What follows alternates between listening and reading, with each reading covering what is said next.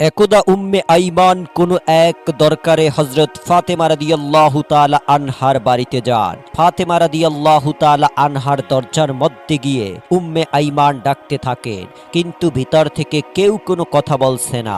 উম্মে আইমান আবার দরজায় নক করলেন, কিন্তু ভেতর থেকে কেউ দরজা খুলছে না। তারপর উম্মে আইমান দরজার ফাঁক দিয়ে ঘরের ভিতরে তাকাইয়ে দেখলেন হযরত ফাতেমা রাদিয়াল্লাহু তাআলা আনহা রুটির জাতা পিষতে পিষতে ঘুমিয়ে পড়েছেন এবং তার চোখের মধ্যে একজন মহিলা বসে তাসবিহ পাঠ করেছে এবং আরেকজন মহিলা হযরত হাসান এবং হুসাইন রাদিয়াল্লাহু তাআলা আনহুকে দোলনার মধ্যে দুধ খাওয়াচ্ছে। এই দৃশ্য দেখার পর উম্মে আইমান মা ফাতেমার বাড়ি থেকে চলে গিয়ে নবীজির দরবারে এসে প্রবেশ করেন। নবীজিকে সালাম দিয়ে উম্মে আইমান নবীকে বলেন, ইয়া রাসূলুল্লাহ, আমি কোনো এক দরকারে ফাতেমার বাড়িতে গিয়েছিলাম, তার ঘরের মধ্যে আমি এমন দৃশ্য দেখতে পেলাম। তারপরে নবীজি উম্মে আইমানকে বললেন, আমার মেয়ে ফাতেমা রুটির জাতা পিষতে পিষতে ক্লান্ত শরীর নিয়ে ঘুমিয়ে পড়ে, কিন্তু তখনও তার তাসবিহ পাঠ করা বাকি ছিল। তাই আমার আল্লাহ রব্বুল আলামিন হযরত ফাতেমা রাদিয়াল্লাহু তাআলা আনহার ঘরে দুইজন ফেরেশতা পাঠিয়ে দেন। একজন ফেরেশতা ফাতেমার অসমাপ্ত কাজগুলো করেছে এবং আরেকজন ফেরেশতা হযরত হাসান এবং হুসাইন রাদিয়াল্লাহু তাআলা আনহুকে দোলনার মধ্যে ঘুম পাড়াচ্ছে। তুমি যেই দুইজন মহিলাকে দেখছো তারা কোনো মহিলা নয়, তারা আল্লাহ রব্বুল আলামিনের পাঠানো ফেরেশতা। তখন উম্মে আইমান এই কথা শুনে আল্লাহু আকবার বলে নবীজির দরবার থেকে বের হয়ে পড়েন। আর কিছুদিন পর বিশ্বনবী হযরত ফাতেমা রাদিয়াল্লাহু তাআলা আনহার বাড়িতে গেলেন ফাতেমাকে দেখার জন্য। নবী যখন ফাতেমার ঘরের মধ্যে প্রবেশ করলেন তখন ফাতেমার মুখটা অনেক মলিন দেখাচ্ছিল।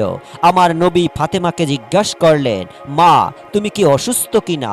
তোমার মুখটা এত মলিন দেখাচ্ছে কেন?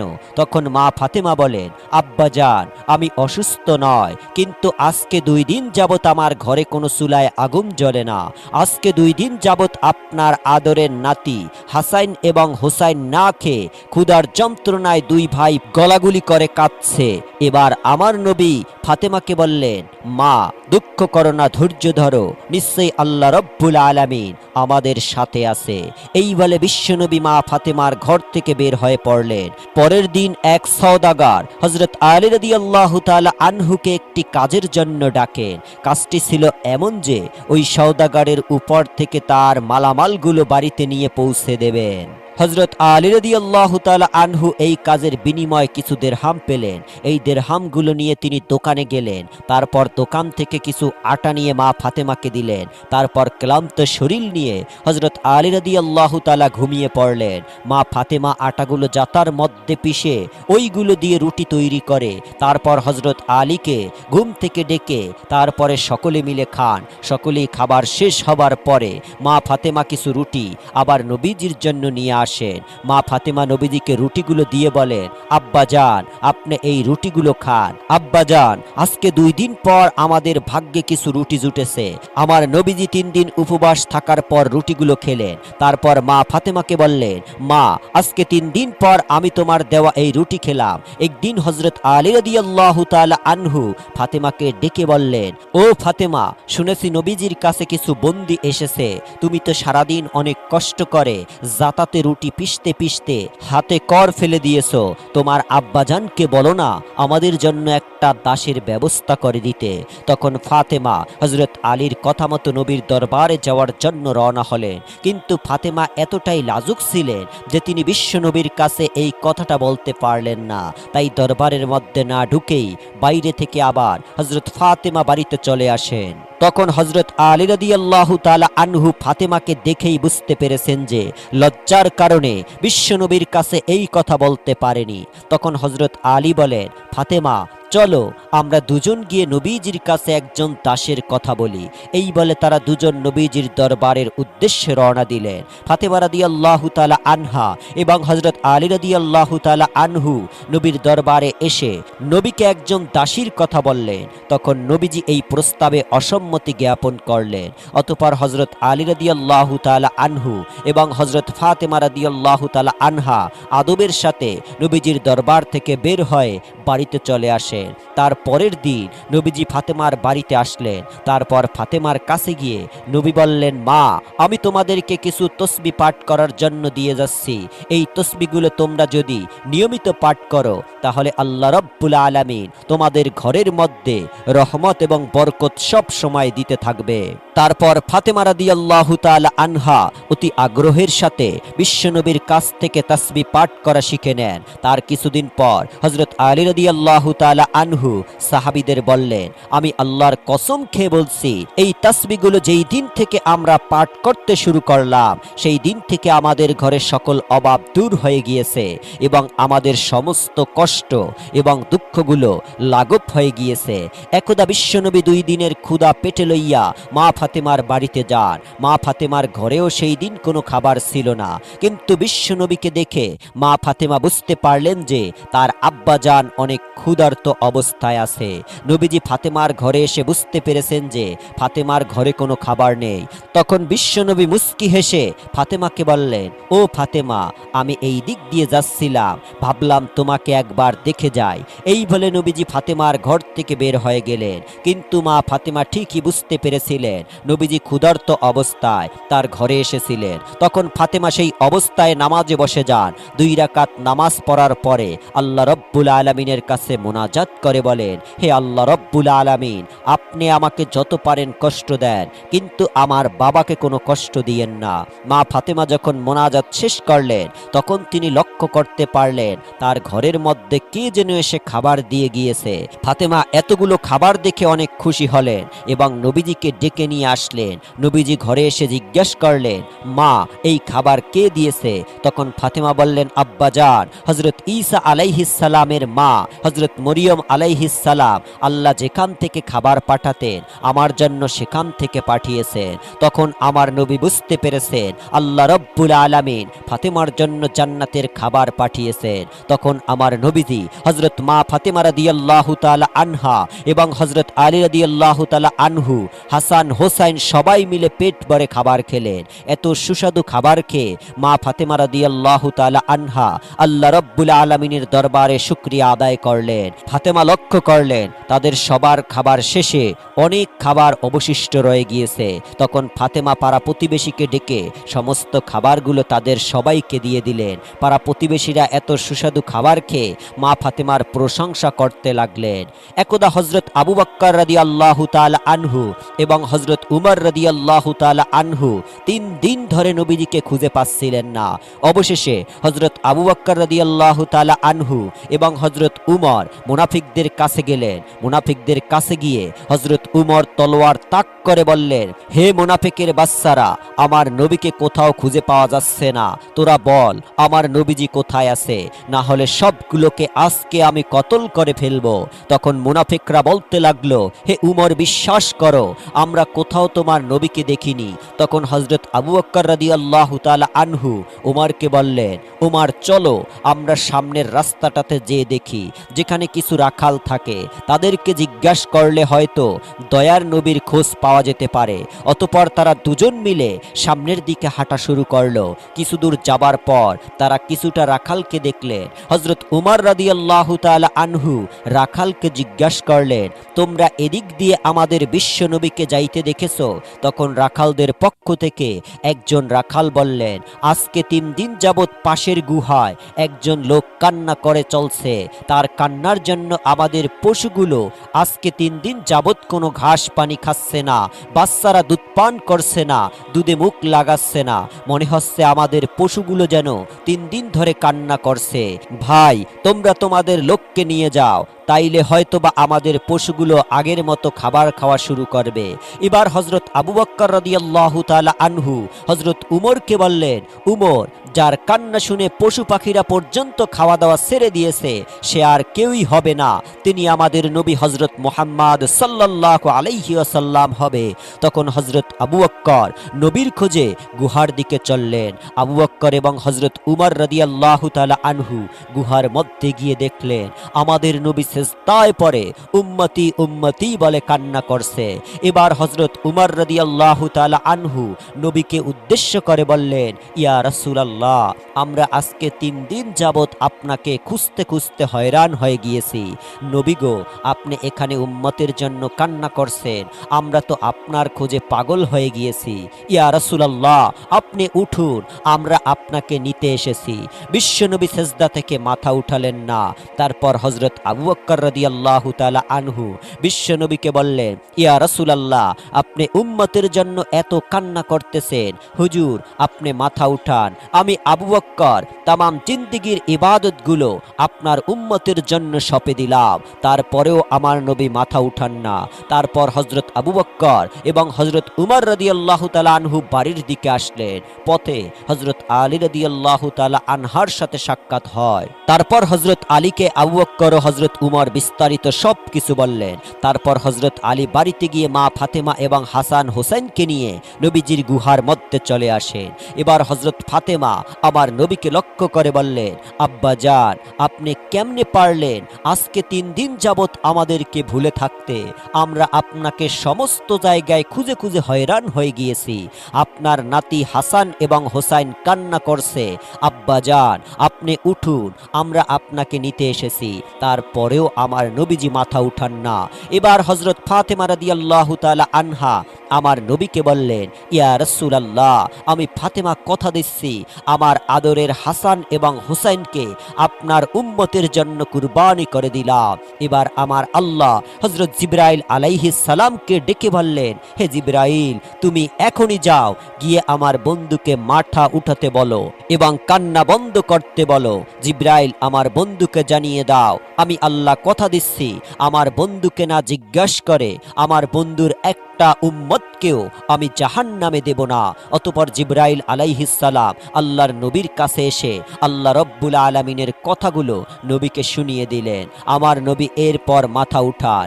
এমনই ভাবে আরো এক দিনের ঘটনা, কোনো এক ঈদের দিন সকালে হযরত হাসাইন এবং হোসাইন রাদিয়াল্লাহু তাআলা আনহু মা ফাতেমা রাদিয়াল্লাহু তাআলা আনহার ঘরে এসে বললেন, আম্মা জান, আজকে ঈদের দিন সকল ছেলে মেয়েরা নতুন জামা কাপড় পরছে, আমাদের জামা কাপড় কোথায়? তারপর মা ফাতেমা অপরাগ হয়ে হাসান এবং হোসাইনকে বললেন, বাবারা, তোমরা গোসল করে এসো, তোমাদের নতুন জামা দর্জির দোকানে তৈরি হচ্ছে।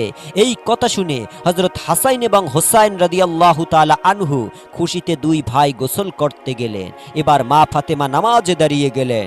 2 রাকাত নামাজ পড়ে আল্লাহ রব্বুল আলামিনের কাছে মোনাজাত তুললেন, হে পরওয়ারদিগার মাওলা, আমি আমার সন্তানদেরকে সান্ত্বনা দিয়ে বলেছি যে তারা গোসল করে আসলে তাদের নতুন জামা দিব, কিন্তু আমার নতুন জামা দেওয়ার কোনো সামর্থ্য নেই।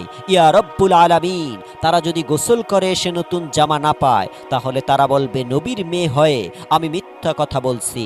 আল্লাহ, আমি এখন কি করব? এই সব বলে মা ফাতেমা আল্লাহর দরবারে ফরিয়াদ করতে লাগলেন।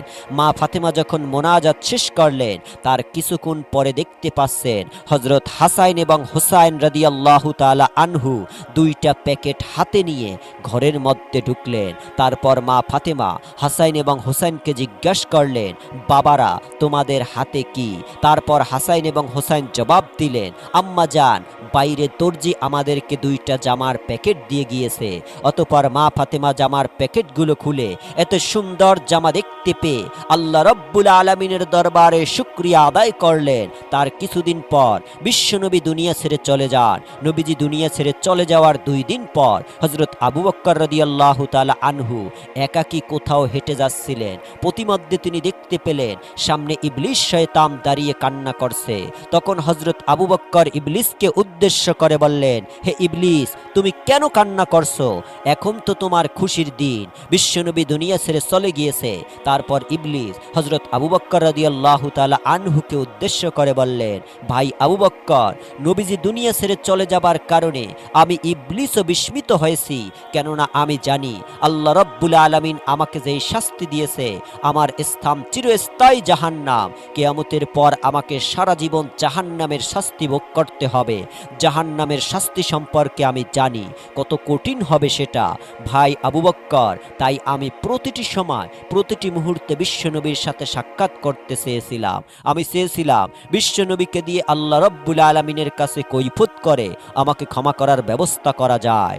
কিন্তু যতবারই আমি নবীজির কাছে গিয়েছি ততবারই নবীজির সাথে কেউ না কেউ ছিল, কখনো আমি নবীজিকে একা পাইনি। তারপরেও আমি নবীজিকে একা পাওয়ার চেষ্টা চালিয়ে যাচ্ছিলাম। এখনো তো বিশ্বনবী দুনিয়া ছেড়ে চলে গিয়েছে, আমার ক্ষমার রাস্তাও চিরতরে বন্ধ হয়ে গিয়েছে, এই ভেবে আমি কান্না করেছিলাম।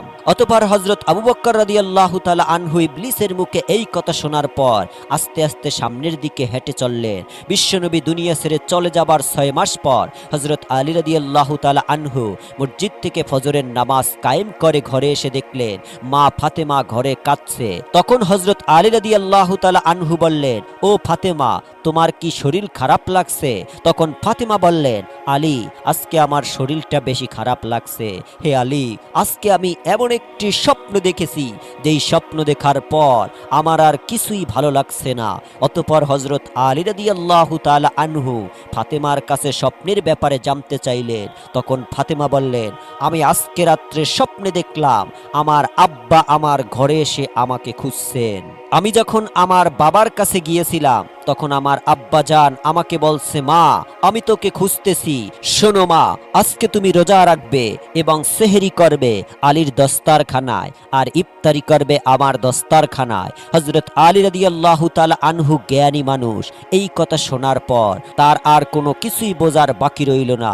আলী বুঝতে পারলেন ফাতেমা রাদিয়াল্লাহু তাআলা আনহা আজকে হয়তো দুনিয়া ছেড়ে চলে যাবেন। তারপর হযরত আলী ফাতেমার পাশে বসে কান্না করতে লাগলেন।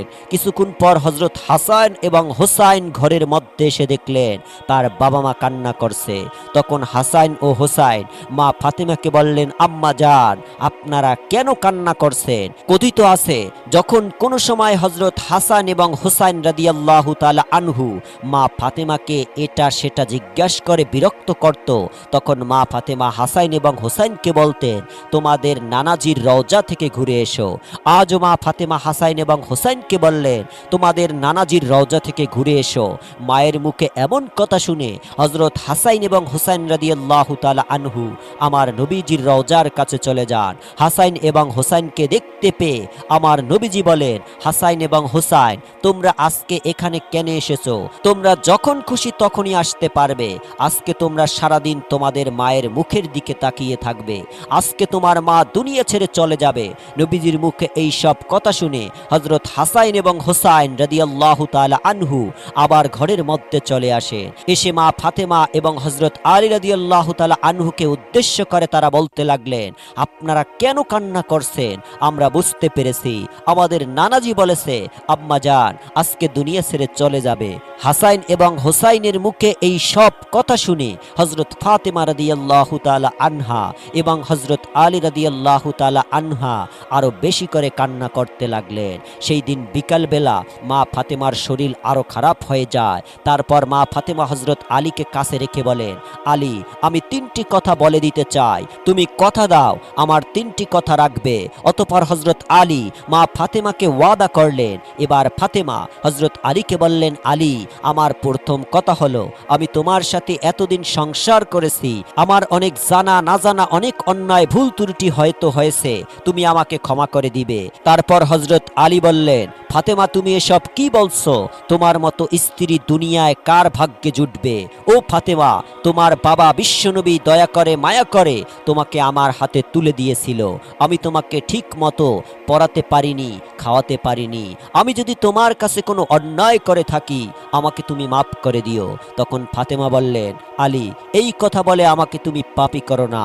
তারপর হযরত ফাতেমা বললেন, আলী, আমার দ্বিতীয় কথা হলো, আমি দুনিয়া থেকে চলে যাবার পর তুমি আরেকটা বিয়ে করে নিবে। আমি তোমাকে অনুমতি দিয়ে গেলাম, আর সপ্তাহে একদিন আমার হাসান এবং হোসাইনকে তুমি বুকে নিয়ে ঘুমাবে।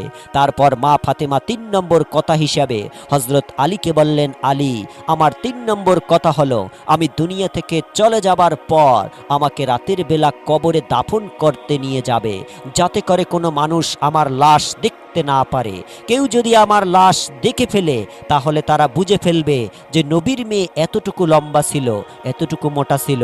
আমি চাই না কেউ আমার লাশ দেখে এটা বুঝতে পারে। অতঃপর কিছুক্ষণ পর মা ফাতেমা দুনিয়া থেকে বিদায় হয়ে গেলেন। হযরত আলী রাদিয়াল্লাহু তাআলা কাঁদছে, হাসান হোসাইন কাঁদছে। কিছুক্ষণ পর হযরত আলী চিন্তা করতে লাগলেন, খাটের চার পায়ে চারজন লোক দরকার, কিন্তু হাসান হোসাইন এবং হযরত আলীকে নিয়ে তারা তিনজন আরেকজন লোক কোথায় পাবে? অতঃপর কিছুক্ষণ পর নবীর সাহাবী আবু যার গিফারি রাদিয়াল্লাহু তাআলা আনহা হযরত আলীর ঘরে প্রবেশ করলেন। তারপর আবু যার গিফারি রাদিয়াল্লাহু তাআলা আনহু খাটের অন্য একটি পায়া ধরে তারা চারজন মিলে মা ফাতেমাকে কবরের দেশে নিয়ে আসলেন। কবরে আসার পর হযরত আলী নবীর সাহাবী আবু যার গিফারি রাদিয়াল্লাহু তাআলা আনহুকে লক্ষ্য করে বললেন, ও আবু যার, তুমি কি করে জানলে আজকে ফাতেমা দুনিয়া থেকে বিদায় হয়ে গিয়েছে? তারপর আবু যার গিফারি রাদিয়াল্লাহু তাআলা আনহু আলীকে উত্তর দিলেন, আলী, আমি স্বপ্নে দেখতে পেলাম বিশ্বনবী আমার কাছে এসে বললেন, আবু যার গিফারি, আমার মেয়ে ফাতেমা আজকে দুনিয়া থেকে চলে গিয়েছে, তার খাটের পায়া ধরার জন্য একজন লোক দরকার, তুমি যাও আমার মেয়েকে দাফন কাফন করে দিয়ে আসো। অতঃপর তারা সবাই মিলে মা ফাতেমার লাশ কবরের মধ্যে নামালেন।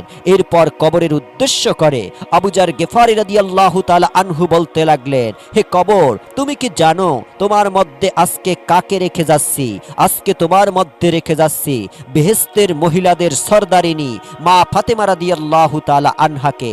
সাবধান কবর, তুমি কিন্তু তার সাথে ভালো ব্যবহার করবে। কবর থেকে কোনো আওয়াজ আসছে না। আবু যার গিফারি রাদিয়াল্লাহু তাআলা আনহু আবার বললেন, হে কবর, তোমার মধ্যে আজকে এমন একজন ব্যক্তিকে রেখে যাচ্ছি যিনি হলেন শেরে খোদা হযরত আলী রাদিয়াল্লাহু তাআলা আনহুর স্ত্রী। কবর থেকে কোনো আওয়াজ আসছে না। তারপর আবু যার গিফারি রাদিয়াল্লাহু তাআলা আনহু আবারও বললেন, কবর, তোমার মধ্যে আজকে এমন একজন ব্যক্তিকে রেখে যাচ্ছি যারা বেহেশতি যুবকদের সর্দার হযরত হাসান এবং হোসাইন রাদিয়াল্লাহু তাআলা আনহুর মাকে রেখে যাচ্ছি। সাবধান কবর, তুমি কিন্তু খারাপ ব্যবহার করো না। তারপরেও কবর থেকে কোনো আওয়াজ আসছে না। এবার আবু যার গিফারি রাদিয়াল্লাহু তাআলা আনহু কবরকে আবারও বললেন, তোমার মধ্যে আজকে এমন একজন ব্যক্তিকে রেখে যাচ্ছি যাকে সৃষ্টি না করলে দুনিয়ায় সৃষ্টি হতো না। মহান মালিকের বন্ধু আহাম্মদে মুস্তাফা নবী করিম সাল্লাল্লাহু আলাইহি ওয়াসাল্লামের কলিজার টুকরা মেয়ে ফাতেমা রাদিয়াল্লাহু তাআলা আনহাকে তোমার কাছে রেখে যাচ্ছি। সাবধান কবর, তুমি কিন্তু অবশ্যই তার সাথে ভালো ব্যবহার করবে। এবার আমার আল্লাহ রাব্বুল আলামিন কবরের জবান খুলে দিলেন। কবর হযরত আবু যার গিফারি রাদিয়াল্লাহু তাআলা আনহুকে উদ্দেশ্য করে বললেন, হে আবু যার, আমি হলাম কবর। আমি কখনো কোনো বংশ পরিচয় চিনি না। কে কোথায় থেকে এসেছে সেটা দেখার সময় আমার নাই।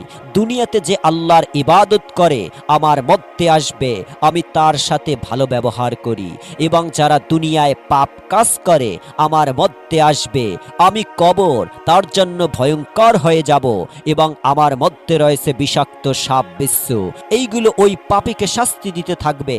এমন জবাব শুনে আবু যার গিফারি রাদিয়াল্লাহু তাআলা ভয়ে কাঁপতে লাগলেন। প্রিয় বন্ধুরা, নবীর মেয়ে ফাতেমা রাদিয়াল্লাহু তাআলা আনহা এবং সমস্ত মহিলাদের সরদারিনীর বেলায় যদি কবর এই কথা বলে, তাহলে আমার আপনার অবস্থা কি হবে একটু চিন্তা করেন দেখুন। আল্লাহ তাআলা আমাদের সকলকে দ্বীনের পথে চলার তৌফিক দান করুক।